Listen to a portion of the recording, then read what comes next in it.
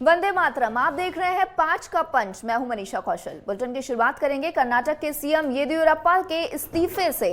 उसके बाद बात करेंगे कारगिल युद्ध की, जिससे 22 साल पूरे हो गए हैं और इसी के साथ पाकिस्तान की शिकस्त को भी 22 साल पूरे हो गए हैं। और फिर हम बात करेंगे यूपी में लॉन्च हुए पोर्टल माई जीओवी की। मेरी सरकार, जो प्रदेश सरकार और जनता के बीच सेतु का काम करेगी। इसके बाद बात करेंगे 27 और 28 जुलाई को भारत दौरे पर आ रहे अमेरिका के विदेश मंत्री की। और सबसे अंत में बात होगी एक बार फिर से शुरू हो रहे आईपीएल की। सबसे पहले बात कर्नाटक की, जहां के मुख्यमंत्री बीएस येदियुरप्पा ने अपना इस्तीफा राज्यपाल को सौंप दिया है। लंबे समय तक इस बात को लेकर ऊहापोह बनी हुई थी कि येदियुरप्पा अपने पद पर बने रहेंगे या इस्तीफा देंगे। येदियुरप्पा को विश्वास में लेकर ही शीर्ष नेतृत्व ने कर्नाटक में ये बदलाव किया है। अब अटकलें इस बात पर है कि बीजेपी कर्नाटक की कमान किसे सौंपती है।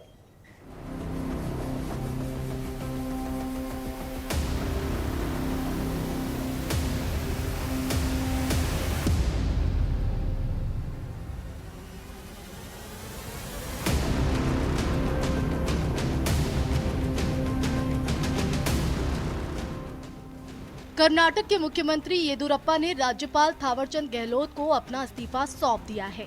येदियुरप्पा ने सीएम रहते हुए आज अपने 2 साल पूरे किए और एक तरह से येदियुरप्पा ने कर्नाटक में भारतीय जनता पार्टी को मजबूत किया ही, तो वहीं दक्षिण की सियासत में बीजेपी के लिए द्वार खोले। कहा यह भी जा सकता है कि येदियुरप्पा के कारण ही बीजेपी को इस राज्य में सत्ता में आने का अवसर मिला। येदियुरप्पा की कर्नाटक के उस लिंगायत समुदाय पर गहरी पकड़ रही है, जिसका अपना बड़ा आधार है। निश्चित तौर पर यह शीर्ष नेतृत्व के लिए अग्नि परीक्षा से कम नहीं था। माना जा सकता है कि येदियुरप्पा को पूरे विश्वास में लेकर ही शीर्ष नेतृत्व इस फैसले तक पहुंचा होगा। हालांकि 78 वर्ष की येदियुरप्पा का कहना है कि अगले 1.5 दशक तक उन्हें जो भी जिम्मेदारी सौंपी जाएगी वो उसका निर्वाह करते रहेंगे। अब आगे ये फैसला बीजेपी को लेना है कि उनकी योग्यता, क्षमता और अनुभव को देखते हुए उन्हें क्या जिम्मेदारी सौंपी जाए। हालांकि बीजेपी जिस तरह दक्षिण की ओर देख रही है, उसमें येदियुरप्पा जैसे नेता की उन्हें कदम कदम पर जरूरत होगी।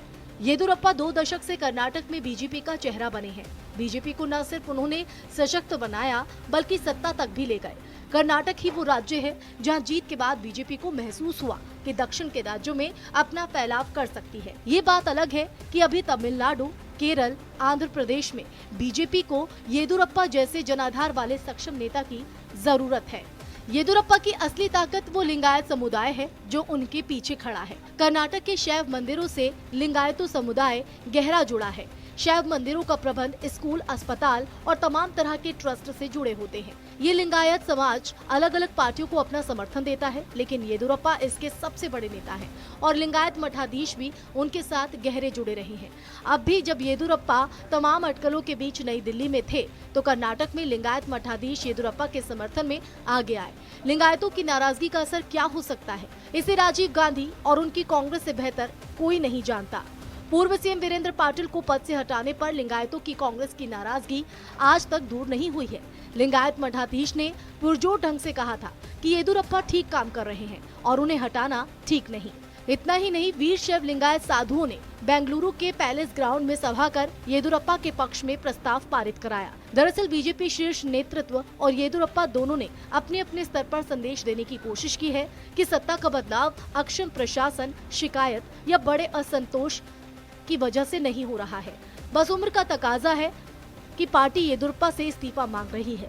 साथ ही पार्टी युवाओं को आगे लाना चाहती है। पार्टी में इस बदलाव के पहले तमाम समीकरण टटोले गए हैं। येदियुरप्पा के इस्तीफे के बाद के नफा नुकसान टटोले गए हैं। वो अपने बेटे विजेंद्र को भी आगे कर रहे हैं। येदियुरप्पा की नाराजगी को सहने की स्थिति में बीजेपी नहीं दिखती, इसलिए अभी सिर्फ कयास ही लग सकता है कि किन किन आधार पर येदियुरप्पा को मनाया गया होगा और उनके समक्ष क्या विकल्प रहे होंगे। पार्टी के राष्ट्रीय महासचिव बीएल संतोष अलग धड़े के रहे हैं। येदियुरप्पा के साथ वो कार्यशैली के स्तर पर साझा नहीं हो पाए और उनका अपना एक अलग खेमा है।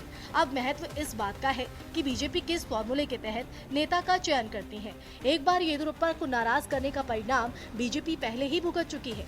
येदियुरप्पा जब बीजेपी से अलग हुए थे तो बीजेपी कर्नाटक चुनाव हारी थी और अब सियासी हलकों में ये भी कहा जा रहा है कि जाति संतुलन को बनाए रखने के लिए 4 डिप्टी सीएम बनाए जा सकते हैं। बीजेपी को यहाँ लिंगायत, वो कलिंगा, ओबीसी और एससी को साधना है। बीजेपी के सामने केवल एक सीएम चुनने की कसौटी नहीं, बल्कि उसके सामने तमाम समीकरणों पर सोचना है, जिसके सहारे वो दक्षिण में भगवा फहराने की आस कर रही है। Bureau report, network 10।